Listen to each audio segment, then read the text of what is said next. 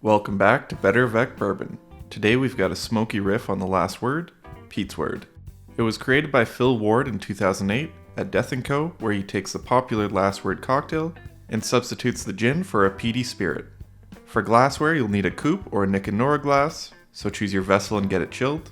For ingredients, you'll need the smoky laphroaig 10 or another peated Scotch, preferably from Islay, Luxardo maraschino liqueur, fresh lime juice, and green chartreuse. I wouldn't substitute it if you can avoid it, as a proof of the green chartreuse is necessary to balance the laphroaig. Once you have your fresh lime juice, gather all of your ingredients and let's get to it.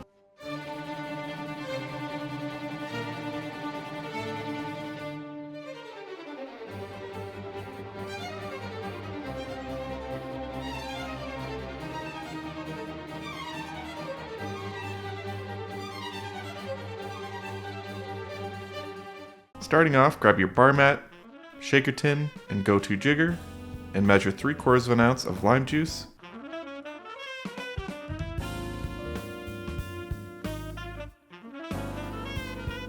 three-quarters of an ounce of maraschino liqueur,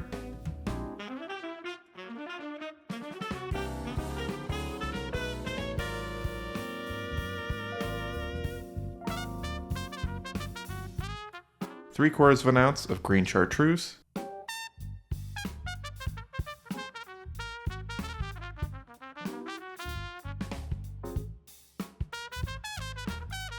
and 3/4 of an ounce of laphroaig 10.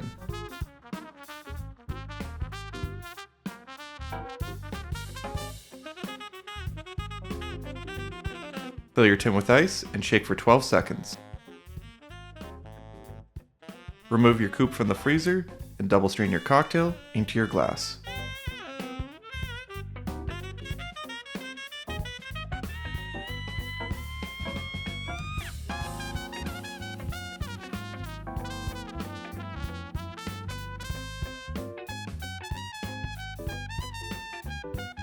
And there you have Pete's Word.